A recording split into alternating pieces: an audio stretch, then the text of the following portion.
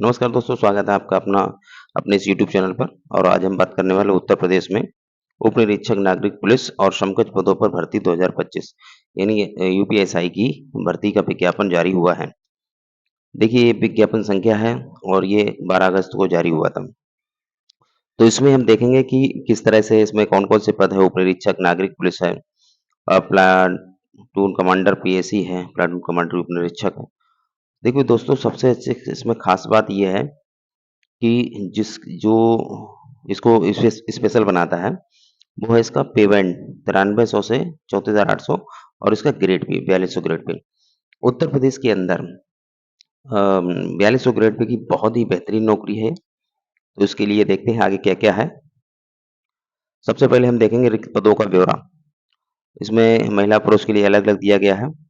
तो जो अनारक्षित है उसके लिए 1705 है, ईडब्ल्यूएस के लिए 422 है, अन्य पिछड़ा वर्ग के लिए 1143 है, अनुसूचित जाति के लिए 890, एसटी के लिए है 82। ये टोटल 42 पद हैं, यानी 4242 पद हैं महिला पुरुष दोनों के। वो आपके हैं नागरिक एसआई जो सिविल सिविलियन वो वाली है। प्लेटून कमांडर यानी पीएसी के लिए ये अलग दी गई है, अनारक्षित के लिए 55 है, ईडब्ल्यूएस के लिए 13 है, अन्य पिछड़ा वर्ग के लिए 36 है, अनुसूचित जाति के लिए 28 है और एसटी के लिए 2 हैं। इसी तरह से प्लाटून कमांडर विशेष सुरक्षा बल के लिए भी इस तरह से ये दी गई हैं। उसके बाद हम देखेंगे कि यहाँ पे परीक्षा से पूर्व किसी भी समय रिक्तियों की संख्या परिवर्तित की जा सकती है। ये बोर्ड को पूरा अधिकार होता है। बहुत ही ध्यान से हमें ये विज्ञापन को पढ़ना है, उसके बाद आवेदन को भरना है। भर्ती किसी भी समय या भर्ती के किसी भी स्तर पर बिना कोई कारण बताए निरस्त की जा सकती है। ये पॉइंट ही विज्ञापन का पॉइंट नंबर 1.3 ये इसे सक्षम बनाता है कि ये भर्ती में परिवर्तन कर सकता है। देखो, रिक्तियों की संख्या यानी वैकेंसी को कम बढ़ कर सकता है, भर्ती को कैंसिल कर सकता है, लेकिन विज्ञापन में जो रूल लिखे हैं उनको चेंज नहीं कर सकता ये विज्ञापन भी। ठीक है? फिर आगे देखते हैं, इसमें आवेदन की समय सारणी जारी की गई है। आवेदन करने की तिथि है 12 अगस्त से लेकर 11 सितंबर, यानी पूरा 1 महीना मिलेगा आपको। दनादन फार्म भरिए। शुल्क जमा करने की 12 अगस्त से लेकर यानी कि उसी तारीख से लेकर 11 सितंबर तक। और समायोजन की तिथि, शुल्क समायोजन की तिथि वो है 1-2 दिन बढ़ा के यानी 13 सितंबर तक कर देनी है। अभ्यर्थी को आवेदन से पूर्व ओटीआर ज़रूर करना है। जैसे पीसीएस में, यूपी ट्रिपल एससी में ओटीआर करते हैं, वैसे ही इसमें भी आप सबको ओटीआर करना पड़ेगा। फिर इसमें बता रहा है कि देखो, एक चीज़ और यहाँ पे है, आवेदन शुल्क के बारे में। आवेदन शुल्क जो है सामान्य ईडब्ल्यूएस अन्य पिछड़ा वर्ग के लिए 500 रुपए है, अनुसूचित जाति, अनुसूचित जनजाति के अभ्यर्थियों के लिए 400 रुपए है। इसके बाद ये राष्ट्रीयता वाला तो बेसिक है। शैक्षिक अर्हता देख लीजिए। शैक्षिक अर्हता है भारत में विधि द्वारा स्थापित किसी भी विश्वविद्यालय से स्नातक उपाधि आपके ग्रेजुएशन होना चाहिए, सरकार द्वारा मान्यता प्राप्त उसके समकक्ष कोई अर्हता। और वो कह रहे हैं कि आवेदन करते समय अभ्यर्थी को अपेक्षित शैक्षिक अर्हता अवश्य धारित करनी चाहिए। यानी कि जब आवेदन आप कर रहे हो तो ग्रेजुएशन आपका होना चाहिए। केवल ग्रेजुएशन मांग रहे हैं क्योंकि उसकी अंक तालिका और प्रमाण पत्र ससमय उसके पास उपलब्ध होना चाहिए। अपेक्षित शैक्षिक अर्हता हेतु परीक्षा में सम्मिलित हुए जो अपेयर्ड हो रहे हैं अथवा सम्मिलित होने वाले अपेयरिंग अभ्यर्थी पात्र नहीं होंगे। ठीक है? इसमें लिखा है अपेक्षित शैक्षिक अर्हता हेतु परीक्षा में सम्मिलित हुए अगर सम्मिलित होने वाले अपेयरिंग वालों को इसमें फॉर्म उनका कैंसिल कर देगा, ये बता रहे हैं। ठीक है? अधिमानी अर्हता क्या है?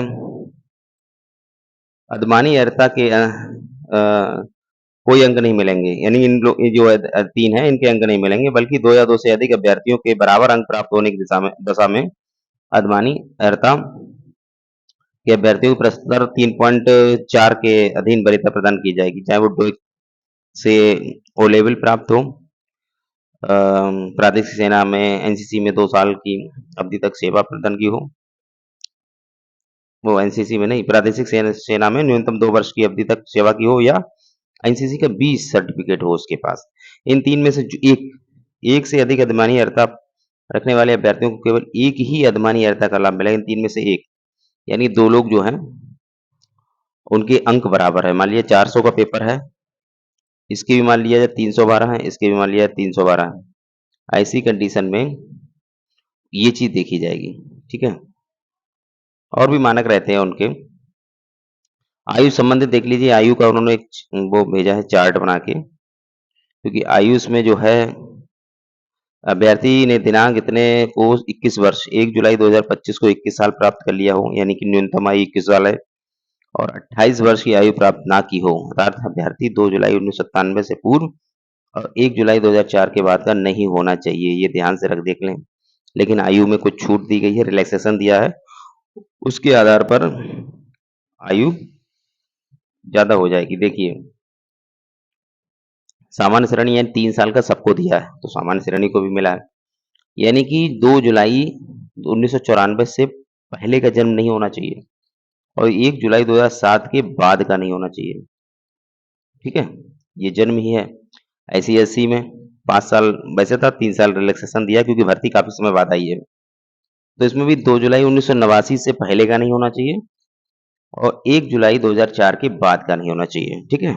ये कब से कब तक का मतलब आपका जन्म इस तारीख से पहले का ना हो। जैसे आपकी डेट ऑफ बर्थ अगर 1 जुलाई, जैसे मान लीजिए सामान्य श्रेणी के व्यक्ति के लिए 2 जुलाई 1994, अगर उसकी 1 जुलाई भी है 1994, तो ये मतलब इसमें फॉर्म नहीं पड़ पाएगा। अगर 1 जुलाई 2004 के बाद की है, मान लिया 2 जुलाई 3 जुलाई है इसकी, तो उनका भी फॉर्म नहीं पड़ेगा। तो यहाँ पे ये क्राइटेरिया शुरुआत का है, ये अंतिम है। ये इसके बाद नहीं होना चाहिए, इससे पहले नहीं होना चाहिए, ठीक है? और ऐसे ही अनुसूचित जनजाति के लिए है 5+3 5 8 वर्ष की रिलैक्सेशन मिला है। तो 2 जुलाई 1989 से 1 जुलाई 2004 के बाद का नहीं होना चाहिए। ये सुरक्षा बलों के लिए है, वो जो अलग-अलग कैटेगरी के लिए अलग-अलग उन्होंने एज रिलैक्सेशन दिया है। अनपिछड़ा वर्ग के लिए भी देख लीजिए आप, 5+3 यानी 8 वर्ष हो गया, 2 जुलाई 1989 और 1 जुलाई 2007। ये क्राइटेरिया 1 जुलाई 2004 यानी 2 जुलाई 1989 से पहले नहीं होना चाहिए जन्म किसी का और 1 जुलाई 2004 के बाद का जन्म नहीं होना चाहिए। आपने डेट ऑफ बर्थ देखिए, इन दोनों के बीच में फंसती हो बस। उसके बाद हम देखते हैं वैवाहिक स्थिति में कि ऐसा व्यक्ति ना हो जिसकी एक से अधिक जीवित पत्नी या जीवित पति ना हो। शारीरिक दक्षता तो आपको पता ही है कि क्या-क्या होना चाहिए।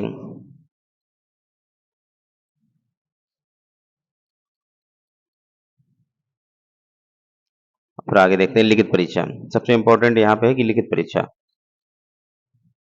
ठीक है?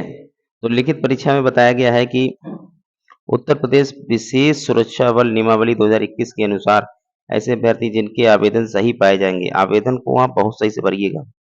पूरा विज्ञापन पढ़िए, उसके बाद आवेदन भरिए। 1-2 दिन में मैं आवेदन भर के दिखाऊंगा, उसको आराम से देखिए। उनसे 400 अंकों की लिखित परीक्षा में सम्मिलित होने की अपेक्षा की जाएगी। जिनका फार्म सही भरा है उनको इस लिखित परीक्षा में निम्नलिखित विषयों पर एक वस्तुनिष्ठ प्रकार का प्रश्न पत्र होगा, ऑब्जेक्टिव टाइप का, गोले भरने वाले 4 विकल्पों में एक सही। अपना सिलेबस देख लीजिए, 4 सेक्शन होंगे, 1 2 3 4। सामान्य हिंदी होगा, 40 प्रश्न होंगे, 100 अंक का, यानी ये क्वेश्चन कितने का हो गया, 2.5 अंक का, ठीक है? मूल विधि, संविधान, सामान्य ज्ञान, तीनों चीजें। अब यहाँ पे मूल विधि, संविधान, सामान्य ज्ञान का मतलब हो गया यहाँ पे जो आपका मूल विधि है। यहाँ पे कुछ क्वेश्चन जो है संविधान के आते हैं, कुछ क्वेश्चन जो है यूपी से संबंधित जो नियमावली है उनसे आते हैं। और सामान्य ज्ञान का मतलब सभी हो गया, जो नॉर्मल जीके है वो सब हो गया। 40 है, ये भी 2.5 अंक का होता है। 100 संख्यात्मक मानसिक योग्यता, यहाँ पे गणित की बात करी गई है।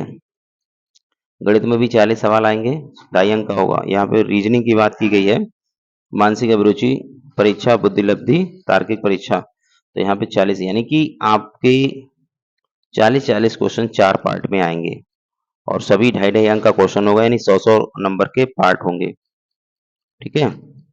और कुल मिला के आपका टोटल हो जाएगा यहाँ पे 400 और ये हो जाएगा 160। 160 क्वेश्चन, 400 अंक, और आपको 50% लाना है। जो सबसे खास बात है वो यही है कि 1 मिनट देखिए, और थोड़ा नीचे कर लूँ, अब सही है। ये जो 40-40 अंक हैं, इन सभी में क्या दिया गया है, उत्तर प्रदेश विशेष सुरक्षा बल नियमावली 2021 के नियम 10.2 के प्रावधानों के अंतर्गत लिखित परीक्षा में प्रत्येक विषय, प्रत्येक सेक्शन यानी कि ये सेक्शन दिए हुए हैं इनमें में 35% अंक और कुल 50% अंक प्राप्त करने में विफल रहने वाले अभ्यर्थी भर्ती के लिए पात्र नहीं होंगे। आपको प्रत्येक सेक्शन में 35% लाने हैं, यानी टोटल 40 क्वेश्चन है प्रत्येक सेक्शन में, 100 अंक है, आपके 35 नंबर होना चाहिए, 35 नंबर से ऊपर ही हो, कम ना हो। ठीक है। अब आपका जो ग्रांड टोटल कितना बन रहा है, 400, और कुल अंकों का कितना बता रहे हैं, 50%। देखिए कुल अंकों का 50% यानी 200 होना चाहिए मिनिमम। इन दोनों कैटेगरी में, इन दोनों स्थितियों में अगर आपका कहीं पे भी नंबर कम हो रहा है तो आपको पात्र नहीं करेंगे, वो पास नहीं होगा वो बंदा।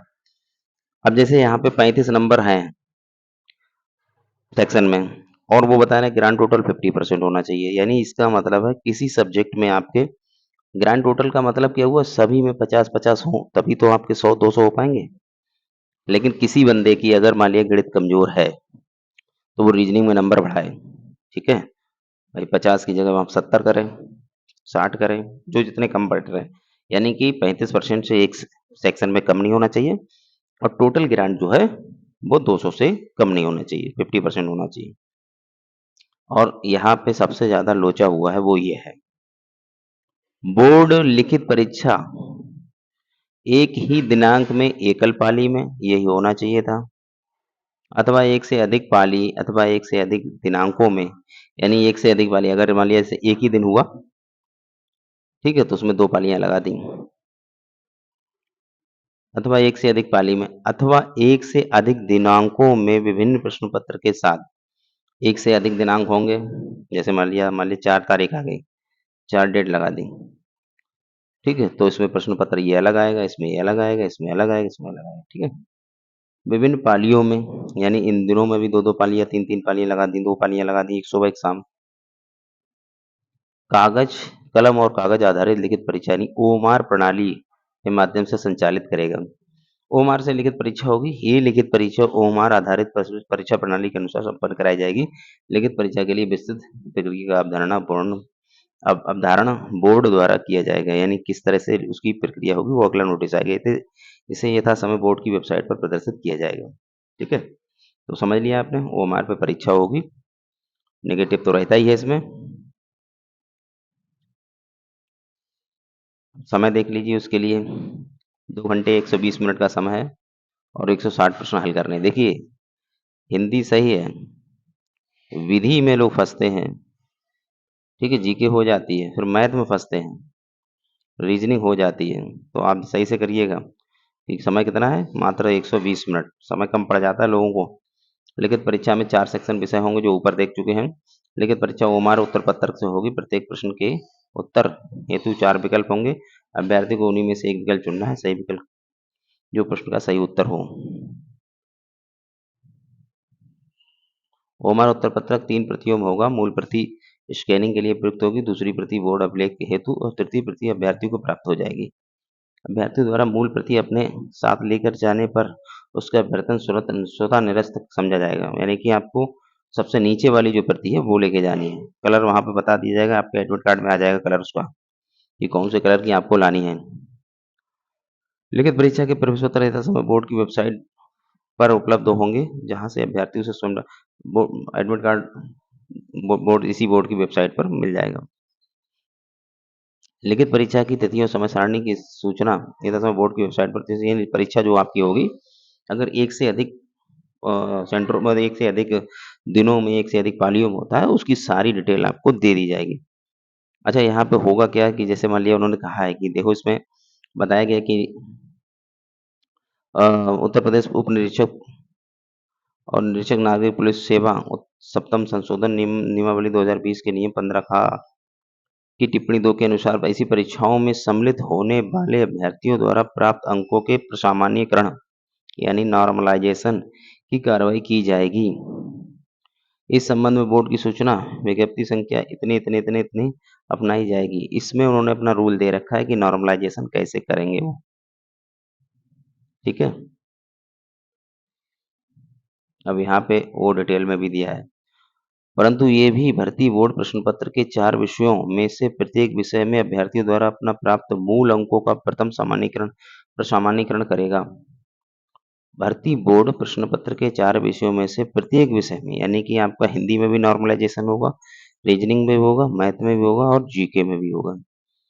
और अंतिम कुल प्रसामान्यीकरण अंकों की गणना समस्त चारों विषयों के प्रसामान्यीकरण अंकों को जोड़कर की जाएगी। इनको जोड़ के आपका नॉर्मलाइज़ेशन होगा। पहले नॉर्मलाइज़ेशन होगा, फिर उसके बाद जोड़ा जाएगा। ये नहीं कि जोड़ा और पूरे पेपर का नॉर्मलाइज़ेशन दे दिया, नहीं।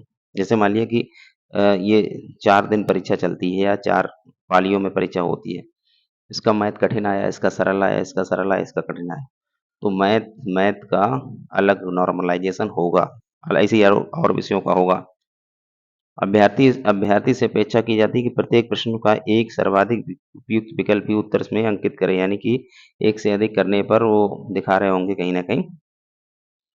देखो, प्रश्न पत्र में सामान्य हिंदी विषय को छोड़कर अन्य विषयों के सभी प्रश्न पत्र हिंदी अंग्रेजी में होंगे। किसी संशय की स्थिति में अंग्रेजी भाषा में, देखो एक चीज़ समझ लीजिए, हिंदी तो हिंदी में ही आएगी, बाकी जितने भी जो सेक्शन है, जैसे चाहे रीजनिंग हो, चाहे मैथ हो या वो जीके और विधि वाला हो, संविधान वाला, ये तीनों दोनों लैंग्वेज में होंगे, बाइलैंग्वेज होंगे, तो उसमें हिंदी भी होगी, अंग्रेजी भी होगी।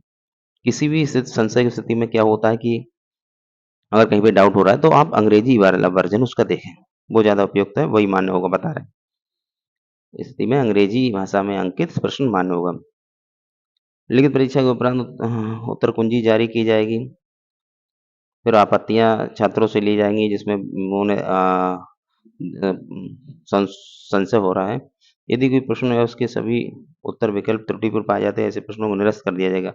यानी कोई प्रश्न या उसके सभी विकल्प गलत पाए जाते हैं, मतलब डिलीट क्वेश्चन होंगे। उन निरस्त प्रश्नों के अंकों का विवरण माननीय उच्च न्यायालय की याचिका के क्रम में यथावत दिया जाएगा। किसे-किसे मिलेगा? जैसे यदि किसी प्रश्न पत्र के एक से अधिक उत्तर विकल्प सही पाए जाते हैं, तो ऐसे किसी भी एक सही विकल्पों को उत्तर के रूप में अंकित करने पर अभ्यर्थी को पूर्णांक प्राप्त प्रदान किए जाएँगे। जिनने सही भरा उनको मिलेंगे। किंतु किसी भी दशा में एक से अधिक विकल्पों को उत्तर के रूप में अंकित करने पर अभ्यर्थी को उस अंक के लिए अंक नहीं मिलेंगे। वो तो सवाल ही उसका गलत हो जाएगा भाई। यहाँ बता रहा है संवीक्षा, यानी कि जो अभिलेखों की संवीक्षा, मतलब जाँच होगी अभिलेखों की, और उसके बाद शारीरिक मानक परीक्षा होगी। ठीक है? तो अभिलेखों की जो संवीक्षा होती है, वो तो आपको पता ही, मूल अभिलेख लिखे जाने हैं। जो जो मानक निर्धारित किए हैं, जो योग्यता निर्धारित की है, उसकी मूल प्रतियाँ लेके जाना है। और पुरुष अभ्यर्थियों के लिए न्यूनतम शारीरिक मानक दक्षता क्या है? तो सामान्य इनके लिए एक 68 है, सामान्य अन्य पिछड़ा वर्ग अनुसूचित जाति के पुरुषों के लिए एक 68 सेंटीमीटर, 168 सेंटीमीटर हाइट होना चाहिए। अनुसूचित जनजाति एसटी के लिए 160 सेंटीमीटर है। इसी तरह से सीना सामान्य और सामान्य ओबीसी और एससी के लिए 79 सेंटीमीटर बिना फुलाए और फुला के 84 सेंटीमीटर। एसटी के लिए 77 सेंटीमीटर और फुला के 82 सेंटीमीटर। 5 सेंटीमीटर के सीने का फुलाव अनिवार्य है। महिला अभ्यर्थियों के लिए जो हाइट है उनकी सामान्य और पिछड़ा वर्ग अनुसूचित जाति के लिए 152 है और एसटी के लिए जो है 143 है। वजन 40 किलो से कम ना होना चाहिए, न्यूनतम 40 किलो। अंडरवेट महिलाएं बाहर कर दी जाती हैं।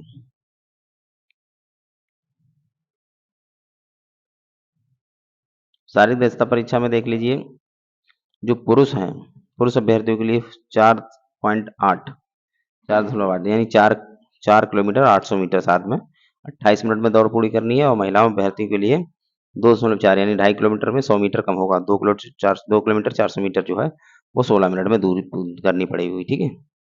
इससे समय के बाद उनको कोई मान्यता नहीं दी जाएगी, वो बाहर कर दिया जाएगा। अच्छा, ये चीज़ है यहाँ पे, वो तो हमेशा रहता है कि अगर शारीरिक दक्षता परीक्षा में कोई गर्भवती होने के बाद तो उनका जो है कोई अवसर अन्य से नहीं किया जाएगा, मतलब उनको मना कर दिया जाएगा। चयन और अंतिम योग्यता सूची जो है, ये देख लीजिए। चयन और अंतिम योग्यता सूची। शारीरिक दक्षता परीक्षा में सफल पाए गए अभ्यर्थियों में से बोर्ड लिखित परीक्षा में प्राप्त अंकों के आधार पर आरक्षण नीति के दृष्टिगत बोर्ड रिक्तियों के सापेक्ष प्रत्येक श्रेणी के अभ्यर्थियों की श्रेष्ठता के क्रम के अनुसार चयन सूची तैयार करेगा। उसे संस्कृति सहित चिकित्सा परीक्षा चरित्र सत्यापन के अधीन विभागाध्यक्ष को प्रेषित करेगा। इस बोर्ड की वेबसाइट पर भी यानी भी कह रहे हैं कि जिनका जिनका हो जाएगा सिलेक्शन, उनको उनकी श्रेणी के अनुसार श्रेष्ठता के आधार पर, यानी श्रेष्ठता मतलब जो जो पास हुए हैं और कैटेगरी में कितनी सीट है उसके अनुसार उनको विभाग को भेज देगा। वो उनकी विभागीय जांच के लिए, जैसे होता है ना चरित्र प्रमाण पत्र हो गया और चिकित्सा मेडिकल के लिए, ठीक है। उसके बाद आप आगे देखते हैं इसमें 1 मिनट। ये लंबत आरक्षण तो है ही है, जैसे एससी के लिए इसमें 21% है, अनुसूचित जाति के लिए, एसटी के लिए 2% है, ओबीसी के लिए 27% है, ठीक है। ईडब्ल्यूएस के लिए 10% है यहाँ पे। तो ये चीज़ है, ऐसे ये क्षैतिज आरक्षण दे रखा है।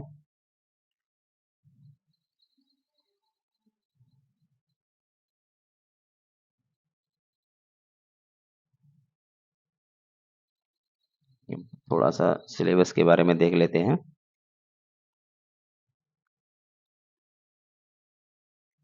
ऑनलाइन प्रक्रिया देखो, ओटीआर करना जरूरी है। इसमें लिखा हुआ है कि सर्व अभ्यर्थी सर्वप्रथम अपना ओटीआर भरेंगे।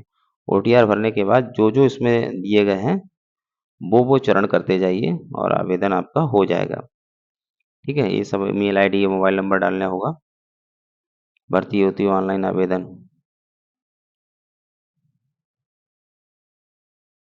ठीक है। इसको मैं भर के दिखा दूंगा।